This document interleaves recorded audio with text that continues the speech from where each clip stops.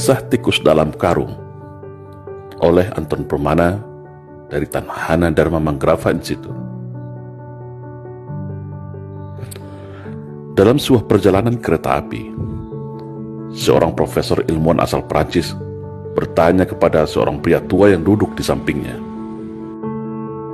"Bapak, kalau saya boleh bertanya, benda apa yang ada di dalam karung itu?" kata profesor.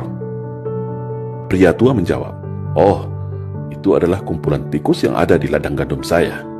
Lalu profesor dengan mimik yang semakin heran dan penasaran melanjutkan pertanyaannya, "Untuk kegunaan apakah tikus itu jauh-jauh Anda bawa dan untuk siapa?"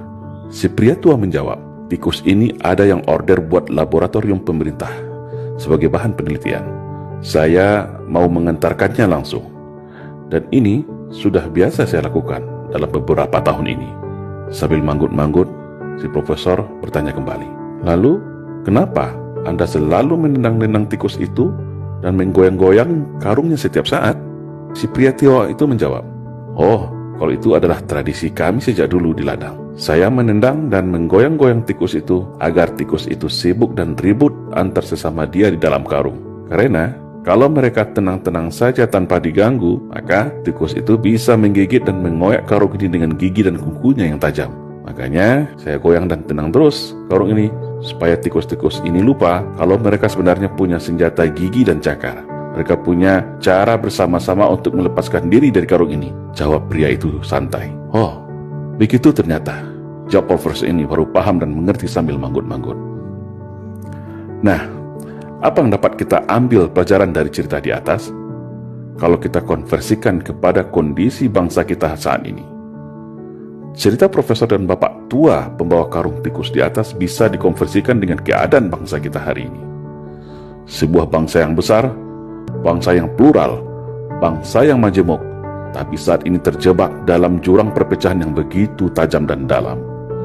Ibarat sebuah piramida kehidupan, mulai dari puncak piramida, tengah dan bawah terpecah belah oleh ego dan kepentingannya masing-masing.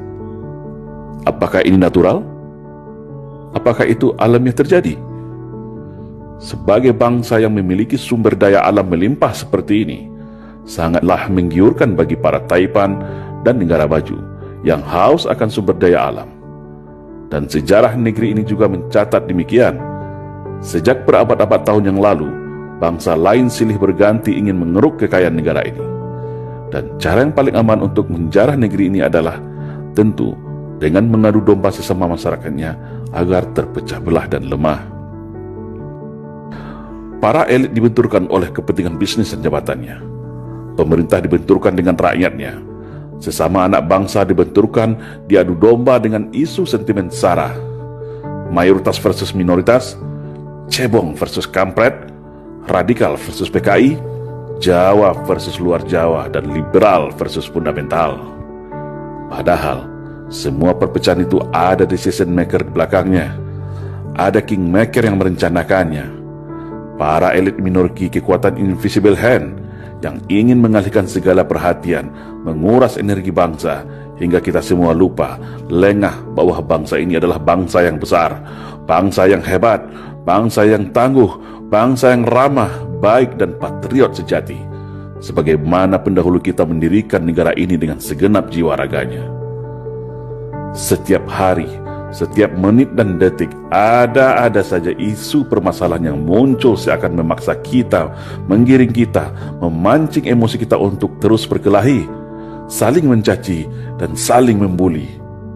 Seolah tak ada lagi celah untuk kembali ke masa indah yang penuh kerukunan, ketentraman dan saling percaya dan toleransi. Yang agama satu tak recokin agama yang lainnya. Yang aliran berbeda tidak hakimi aliran yang lainnya. Suku lain tidak menghina suku lain. Kehormatan sara sangat kita junjung dan hormati. Tapi saat ini, isu sara seolah menjadi amunisi dan senjata untuk memecah belah anak bangsa. Akhirnya yang terjadi, sesama anak bangsa terjebak dalam jurang gelap perpecahan tiada henti, yang membuat para cukong, elit minoriti, kingmaker semua tepuk tangan dan tertawa sambil menghisap kekayaan negeri ini dengan tenang. Sudah saatnya bangsa ini sadar akan jati dirinya. Sudah saatnya kita semua paham arti dari semua perpecahan ini. Semua ada yang mengaturnya, dan semua ada yang menikmatinya. Ibarat kata pepatah, kalau kapal pecah, maka hiu yang akan kenyang menikmatinya. Padahal, mereka yang merancang ini hanya dari kalangan yang sedikit, tapi berhasil memecah belah serta membodohi kita semua dengan propaganda dan adu domba. Seperti pria tua yang selalu menendang menggoyang tikus dalam karungnya agar selalu ribut dan lengah. Sekarang, kembali kepada kita semua. Tetap ribut saling cakar antar sesama, atau bersatu bersama-sama untuk melepaskan diri dari skenario belenggu perpecahan, membangun arus gelombang persatuan kesatuan bangsa, untuk menuju arah Indonesia ke depan yang lebih baik, yaitu Indonesia yang bersatu, berdaulat, adil dan makmur. Salam Indonesia Jaya.